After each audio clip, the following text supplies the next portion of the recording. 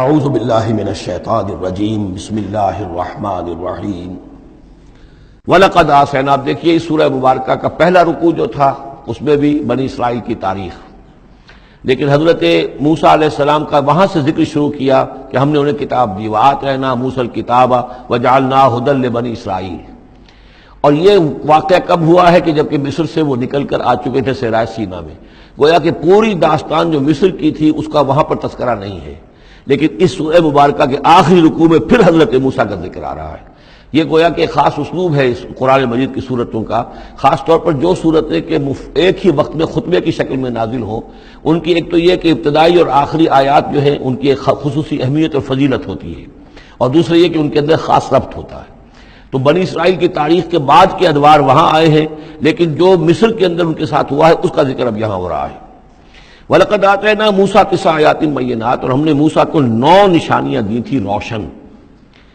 2 نشانیاں تو وہ تھیں کہ جو وہ اولین مرحلے پر اللہ تعالیٰ نے ان کو دی تھیں، یعنی یہ کہ ایک عصا جو کہ وہ سانپ بن جاتا تھا یا اژدہا بن جاتا تھا، اور دوسرے ان کا وہ ہاتھ کے جو چمکنے لگتا تھا. اس کے بعد 7 نشانیاں ان کو جو اور دکھائی گئیں مختلف اوقات میں، ان پر جو عذاب آئے اور حضرت موسیٰ کے دعا کرنے سے پھر وہ وقت پر ٹل جاتے رہے. تو ان میں سے سنین، نقص من الثمرات، طوفان، جراد یعنی ٹڈی دل، قمل چچڑیاں، ضفادع یعنی مینڈک، اور خون کی بارش، یہ تمام جو ہے یہ سورہ اعراف کے اندر تفصیل گزر چکی ہے. لقد آتینا موسیٰ 9 آیات بینات فصل بنی اسرائیل اذ جاءہم. تو ذرا پوچھ لو ان بنی اسرائیل سے کہ جب موسیٰ ان کے پاس آئے، فقال له فرعون، تو فرعون نے ان سے کہا، انی لاظنک یا موسیٰ مسحورا، کہ میں تو یہ سمجھتا ہوں کہ اے موسیٰ تم پر کوئی جادو ہو گیا ہے. اب دیکھیے یہی لفظ آیا یہاں پر جو حضور کے بارے میں صورت میں آیا ہے، ان تتبعون الا رجلا مسحورا، تم نہیں پیروی کر رہے ہو مگر ایک ایسے شخص کی جس کے اوپر سحر ہو گیا ہے. یہی بات کہی گئی تھی حضرت موسیٰ علیہ السلام سے. فرعون نے کہا، انی لاظنک یا فرعون مسحورا، اے فرعون میں تو یہ سمجھتا ہوں کہ تم پر جادو ہو گیا ہے. قال لقد علمت ما انزل هؤلاء الا رب السماوات والارض. اب ظاہر بات ہے کہ یہ حضرت موسیٰ علیہ السلام ہے، ویسے بھی جلالی مزاج تھا ان کا.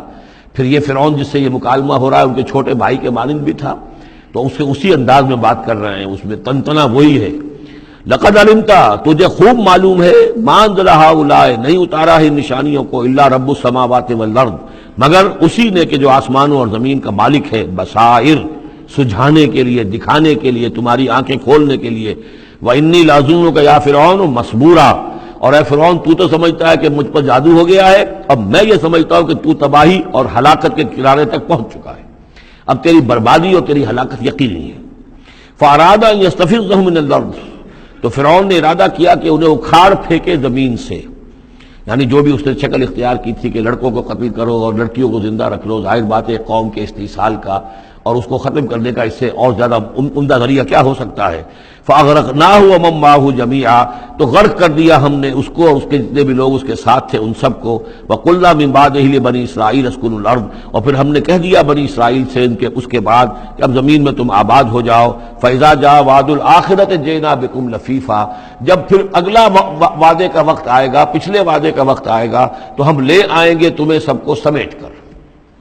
یہ وعد الآخرہ سے مراد اکثر و بیشتر تو لیا گیا آخرت کا، اور جب قیامت آئے گی، یعنی تم زمین میں رہو، قیامت آئے گی تم سب کو ہم جھاڑو پھیر کر جمع کریں گے، سب کے سب جمع ہوں گے، ایک میدان حشر میں آئیں گے، سب کے سب جمع ہو جائیں گے. جیسے کہ کہیں جو ہے وہ باغ میں جو ہے جھاڑو دی جاتی ہے اور سب کو جمع کر لیا جاتا ہے، تنکو وغیرہ کو، جئنا بکم لفیفا، تم سب کو لپیٹ کر لے آئیں گے. لیکن میرا گمان یہ ہے کہ اس کے اندر اشارہ ہے اس بات کی طرف کہ جو ڈائسپورا کا پیریڈ جو چل رہا تھا بنی اسرائیل کی تاریخ کا، جو شروع ہوئے حضور کی بعثت کے وقت جو ہے 500 برس ہو چکے تھے، اور جب یہ صورت نازل ہو رہی ہے تو گویا کہ 550 برس ہو چکے تھے ان کے ڈائسپورا کو. اس لیے کہ 40 برس کی عمر میں تو حضور پر وحی شروع ہوئی ہے اور کم سے کم 10-12 سال اور بیت چکے ہیں.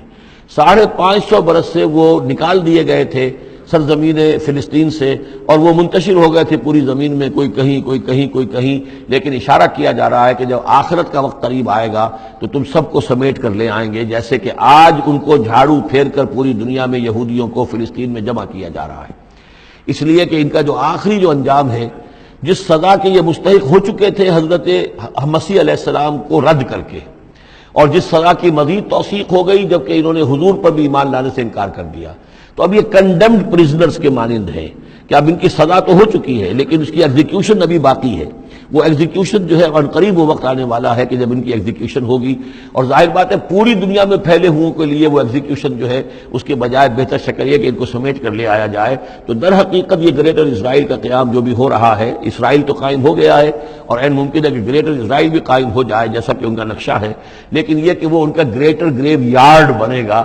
پھر بالآخر حضرت مسیح ہی زمین پر دوبارہ نازل کیے جائیں گے اور انہی کے ذریعے سے اس قوم کی ہلاکت ہوگی آخری. تو جب وہ وقت آئے گا قیامت کے وعدے کا تو پھر ہم تمہیں لے آئیں گے سمیٹ کر، پوری دنیا میں سے جھاڑو پھیر کر تمہیں سب کو ایک جگہ جمع کر لیں گے. واللہ عالم.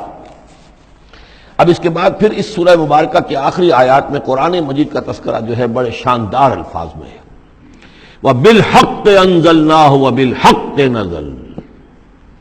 اس کو تو جب تک اس طرح زور دے کر نہ پڑھا جائے تو اس کا جو اصل جو ہے اس کا اثر وہ ظاہر نہیں ہوتا.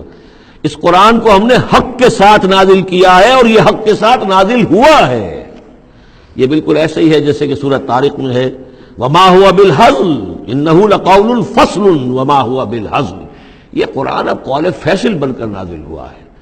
جیسے کہ حضور نے فرمایا، حضرت عمر رضی اللہ تعالیٰ عنہ راوی ہے، ان اللہ یرفع بهذا الکتاب اقواما ویضع به آخرین. اب اللہ تعالیٰ اسی کتاب کی بدولت قوموں کو اٹھائے گا. مسلمانوں کو اٹھایا، عروج پر پہنچایا، اور اب ہم مسلمانوں نے اسے ترک کر دیا تو ہمیں زمین پر گرا دیا ہے. خار از محجوری قرآن شدی شکوہ سنجے گردش دوران شدی اے تو شبنم برزمی افتندئی در بغل داری کتاب زندگی. وبالحق انزلناہ وبالحق نزل وما ارسلناک الا مبشرا ونذیرا. اور اے نبی ہم نے نہیں بھیجا ہے آپ کو مگر بشارت دینے والا اور نذیر بنا کر، خبردار کرنے والا. وقرآنا فرقناہ. اور یہ قرآن جو ہے اس نے ہم نے ٹکڑے ٹکڑے کر کے بھیجا ہے، تھوڑا تھوڑا کر کے بھیجا ہے، ایک دم پورا نہیں اتار دیا ہے. لتقرأوا علی الناس علی مکث. تاکہ آپ یہ پڑھیں لوگوں پر، لوگوں کو سنائیں پڑھ کر ٹھہر ٹھہر کر، حالات کے مطابق. جن حالات سے کہ آپ کی دعوت اور تحریک گزر رہی ہو اسی کی مناسبت سے آیات نازل ہوں. سابقہ رسولوں کے حالات میں سے بھی جو واقعات کے اس دور کے ساتھ مناسبت رکھنے والے ہیں انہی کا تذکرہ کیا جائے. وَنَزَّلْنَاهُ تَنزِيلًا. اور ہم نے اس کو اتارا ہے تھوڑا تھوڑا کر کے. قُلْ آمِنُوا بِهِ أَوْ لَا تُؤْمِنُوا. اے نبی کہہ دیجئے تم اس پر ایمان لاؤ خواہ نہ لاؤ.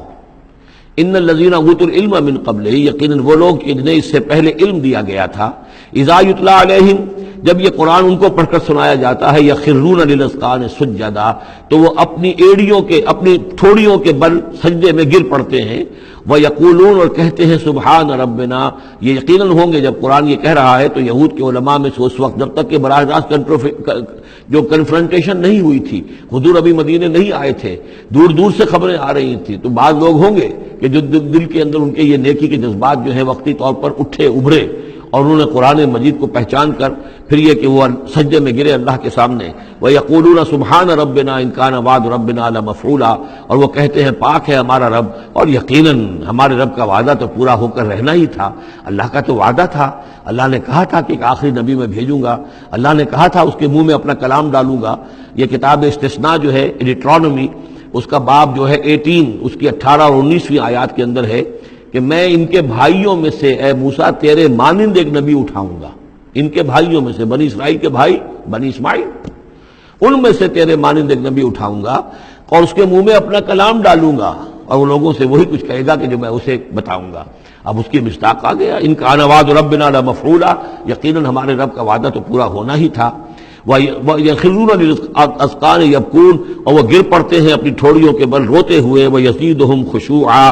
اور ان کے اندر خشوع اور خضوع کے اندر اضافہ ہو جاتا ہے. آیت سجدہ ہے، سجدہ کر لیجیے. عظیم خزانے ہیں معرفت خداوندی کے اور توحید ربانی کے. اسی طرح کی 2 آیات آئیں گی سورہ کہف کے آخر میں. قُلِ ادعوا اللَّهَ أَوِ ادعوا الرَّحْمَٰنَ. کہو کہ چاہے اللہ کہہ کر پکار لو اور چاہے رحمان کہہ کر پکار لو. ایما تدعو، جس سے تم پکارو، فَلَهُ الْأَسْمَاءُ الْحُسْنَى. یہ جان لو کہ تمام اچھے نام اسی کے ہیں. ہر خیر، ہر خوبی، ہر بلائی، ہر حسن، ہر کمال، ہر جمال، جو بھی تم تصور کر سکتے ہو، any good, any beauty, any perfection, جس چیز کا تصور کرو وہ اللہ کی ذات میں بتمام و کمال موجود ہے. فَلِلَّهِ الْأَسْمَاءُ الْحُسْنَى. قُلِ ادعوا اللَّهَ أَوِ ادعوا الرَّحْمَٰنَ أَيَّمَّا تَدْعُوا فَلَهُ الْأَسْمَاءُ الْحُسْنَى وَلَا تَجْهَرْ بِصَلَاتِكَ وَلَا تُخَافِتْ بِهَا. اور جب اس سے تم سرگوشی کیا کرو، مناجات کیا کرو نماز پہ، تو نہ تو اپنی آواز بہت بہت پست رکھو اور نہ ہی اس کو بہت زیادہ بلند کرو، وابتغ بین ذالک سبیلا، بلکہ اس کے بین ایک روش اختیار کرو۔ آخری آیت جو ہے یہ یوں سمجھیے کہ اپنے مضمون کی مناسبت کے اعتبار سے تو واقعتاً یہ ہے کہ یہ سورہ اخلاص کے تقریباً ہم وزن آیت ہے۔ 5 انداز سے اس میں اللہ تعالیٰ کی توحید اور عظمت کا بیان ہے ایک آیت میں۔ قل الحمدللہ، کہیے کل حمد، کل شکر اللہ کے لیے، الذی لم یتخذ ولدا، دوسری بات جس نے کہ کسی کو اپنی اولاد نہیں بنایا، نہ بیٹا نہ بیٹی، لم یلد ولم یولد، سورہ اخلاص، ولم یکن لہ شریک فی الملک، نمبر 3 اس کا کوئی ساجی نہیں ہے بادشاہی میں، تنہا مالک ہے، مالک الملک، کوئی اختیار کسی کے پاس نہیں ہے۔ چوتھی بات ولم یکن لہ ولی من الذل، اس کا کوئی ولی کمزوری کی وجہ سے نہیں ہے۔ تم دوستیاں نبھاتے ہو، پالتے ہو اس لیے کہ تمہیں ضرورت ہوتی ہے، دوست وقت پہ کام آئے گا، تم اس کی کبھی کوئی ناجائز بات بھی ماننے پہ مجبور ہو جاتے ہو، دوست ہے اس کی بات کیسے ٹال دوں، اس لیے کہ دل میں یہ ہوتا ہے کہ کبھی مجھے بھی اس سے کوئی بات منوانی پڑے گی، ضرورت ہو سکتا ہے۔ اللہ کو کوئی احتیاج نہیں، تمہاری دوستیوں کے ساتھ تمہاری احتیاجیں، تمہاری کمزوریاں بھی وابستہ ہیں، اللہ کی دوستی ہے لیکن اس کی کسی کمزوری کی بنیاد پر نہیں، یہ تصور ذہن سے نکال دو۔ لہذا اللہ پر کوئی دھونس نہیں جما سکتا، اللہ سے کوئی بات کوئی جبرن جو ہے اپنی طاقت کے بل پر بنوا نہیں سکتا۔ اور سب سے بڑی پھر 5ویں بات وَكَبِّرْهُ تَكْبِيرًا، اس کی تکبیر کرو جیسے کہ تکبیر کا حق ہے، اور تکبیر کرو کہ میں نے ترجمہ کیا ہے، تکبیر کہنے سے صرف نہیں ہو جاتی، اللہ اکبر کہنا جو ہے یہ تو صرف ایک پہلا درجہ ہے۔ ہم نے کہا اللہ بڑا ہے، اللہ کو بڑا کرو جیسا کہ بڑا ہونا چاہیے، تمہاری پارلیمنٹ میں اس کی بڑائی مانی جائے، طے ہو اس پارلیمنٹ کے اوپر تلوار لٹکی ہوئی ہے، کتاب و سنت کے خلاف کوئی قانون سازی یہاں نہیں ہو سکتی، تب معلوم ہوا کہ اس پارلیمنٹ میں اللہ بڑا ہے۔ تمہاری عدالت کے اندر اللہ بڑا ہو، معلوم ہو کہ اللہ کے قوانین کے خلاف یہاں کوئی فیصلہ نہیں ہو سکتا۔ وَمَن لَمْ يَحْكُم بِمَا أَنزَلَ اللَّهُ فَأُولَٰئِكَ هُمُ الْكَافِرُونَ، جب تک اس پر عمل نہیں ہوتا اللہ بڑا کہاں ہے؟ اللہ کو تو آپ نے مسجدوں میں بند کر دیا، مسجدوں میں رہو، بس یہاں ہم تیری تکبیر بھی کریں گے، جو بھی ہے، جو بھی ہم کچھ تسبیح تحمید کرتے رہیں گے، بازار سے باہر نہ، مارکیٹ میں بھی کوئی اور چیز بڑی ہے، گھر میں بھی بیوی بڑی ہے، کیا کریں بیوی نہیں مانتی، کیا کریں یہ عورتیں نہیں مانتی، بات تو واقعی غلط ہے، آپ جو کہہ رہے ہیں بات صحیح ہے لیکن کیا کریں عورتیں نہیں مانتی، کون بڑا ہے؟ بڑا تو پھر اللہ نہیں ہے۔ کبرہ تکبیرا، اسے بڑا کرو جیسے کہ بڑا کرنے کا حق ہے۔ تو یہ 5 اسلوب ہیں اس میں کہ جو توحید کے بیان ہوئے ہیں۔ صدق اللہ العظیم۔